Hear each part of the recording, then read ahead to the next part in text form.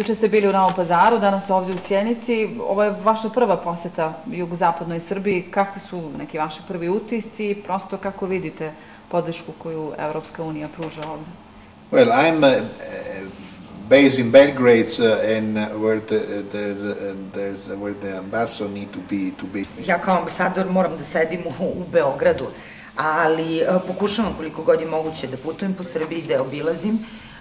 I da, moji prvi utisci po dolasku u ovaj region jeste da imate predivne pejzaže, divne ljude i sjajnu hranu.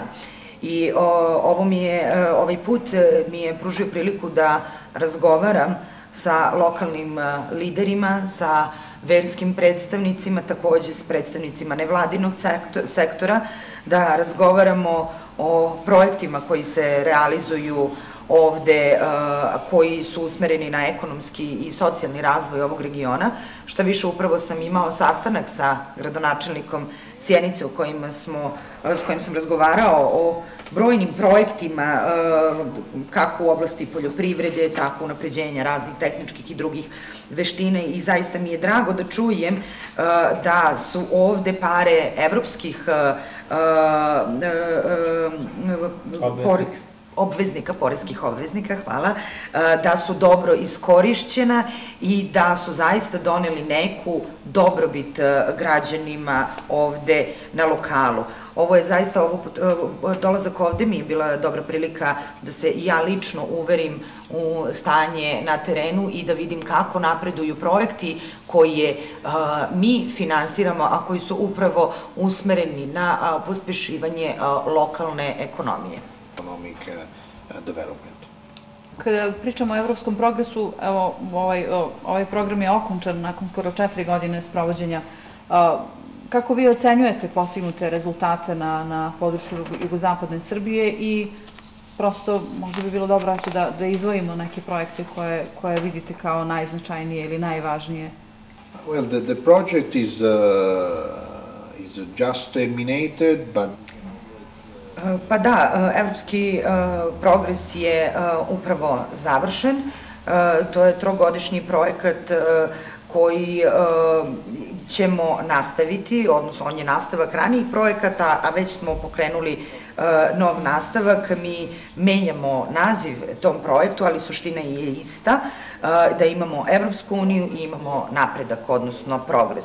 Dosadašnji, dakle, evropski progres koji je završen je zaista bio jedan vrlo konkretan program, veoma vidljiv i zaista efikasan. Kada je reč o jugozapadnoj Srbiji, u okviru tog velikog programa imali smo realizaciju 86 pojedinačnih projekata, ukupne vrednosti doprinosa Evropske unije je bio 3,3 miliona evra. Ti projekti su se bavili najrazličitijim stvarima i pokrivali su zdravstvo, infrastrukturu, lokalni razvoj, žensko preduzetništvo, dakle zaista jedna sveobuhvatna priča i s obzirom da smo imali dobre rezultate sa tim projektom, sa tim velikim programom i da smo na dobrom putu, mi smo spremili i nastavak. Juče i danas u razgovoru kako sa nadležnim organima, sa vlastima, tako i sa samim korisnicima ovog programa dobio sam zaista dobru povratnu informaciju na terenu o tome kakav je bio ovaj projekat. Juče sam sa gradonačelnikom Novog Pazara išao u obilazak skoro završenog nove zgrade hitne pomoći. Takođe smo obišli i momke koji se bave web dizajnom, a danas ćemo ići i obići projekat prehrambene industrije u pitanju. Dakle, ono što jeste važno jeste da svi ti pojedinačni projekti koje mi realizujemo na lokalu, da oni donose ekonomski prosperitet, da donose nova radna mesta i naravno nadamo se da će svi ti novozaposleni ljudi dalje razvijati biznis i dalje otvarati i stvarati nova radna mesta i novi boljitak. Ovaj novi program će obuhvatiti, odnosno obuhvata 99 lokalnih samouprava, što je maltene trostruko više u odnosu na broj opština koji je bio obuhvaćen evropskim progresom. naše pitanje glasi, s obzirom da je u taj broj utrostručen, dakle, povećana je konkurencija za dobijanje sredstava. Postoji li bilo kakav mehanizam ili način na koji bi mogao da spreči da male opštine tu ostanu bez neke pomoći? We have been able to launch this new 3-year project.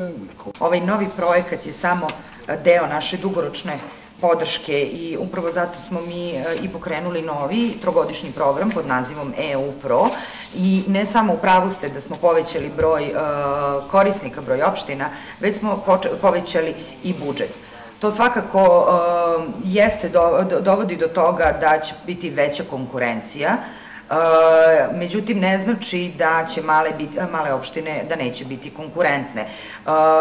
Naravno, s obzirom da su male opštine male i generalno imaju manje kapaciteta, postoji mogućnost da